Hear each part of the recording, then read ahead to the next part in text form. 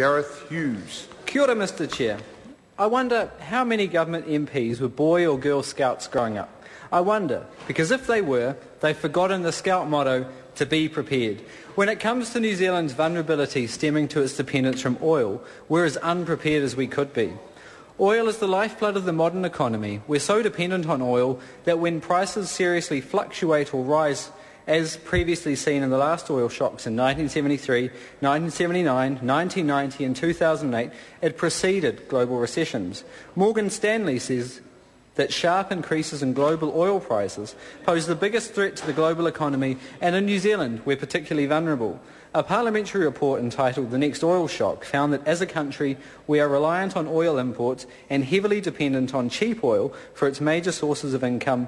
New Zealand is highly exposed to oil shocks. Research I recently released shows that for every $1 US price rise in the barrel of oil wipes out between $40 and $60 million from New Zealand's annual gross domestic product and destroys between $22 and $33 million in household spending. Oil is pervasive and is in everything from fertiliser to food to furniture, and New Zealand is particularly vulnerable because of our transport sector, which is 99% dependent on oil. In total, oil makes up over 30% of our nation's imports. Right now, we're just a few cents shy of the highest petrol prices in our country's history. People are feeling the pain at the pump. The last time petrol was over $2 a litre in New Zealand, thousands switched to public transport, and they switched in their droves, but they found public transport lacking. In Wellington, they literally went to the museum to pull carriages out of retirement to deal with the capacity crisis. So, facing another period of volatile and increasing price pressure, is our government prepared? In the absence of a national plan, I asked the Minister of Finance if he would finally support an inquiry into how New Zealand can best prepare its economy from high oil prices. His response was probably not. New Zealand is one of the few countries with no modern strategy to deal with oil price shocks, and last year turned down a Green Party request for an inquiry at the Finance and Expenditure Select Committee. Less than a month ago, the UK government released its Carbon Action Plan with more than 130 actions to reduce emissions and their dependence on oil, yet in New Zealand we're an international outlier, unprepared, relying on that she'll be right attitude.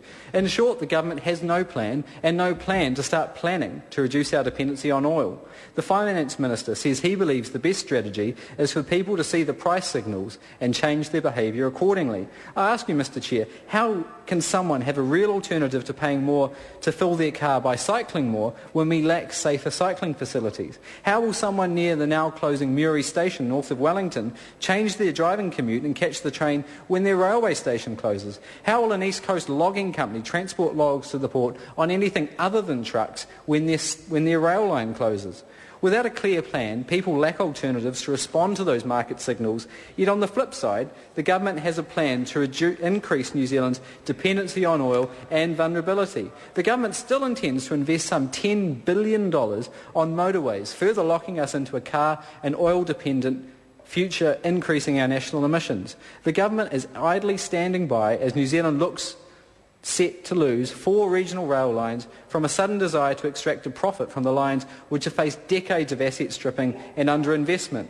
We've asked the New Zealand Transport Agency what oil price assumptions were used in their latest models for the roads of national significance, and what we found was oil was not even factored at all. It's irresponsible, as petrol hits over $2 a litre, that government still has its head in the sand on the role of oil prices in its transport planning.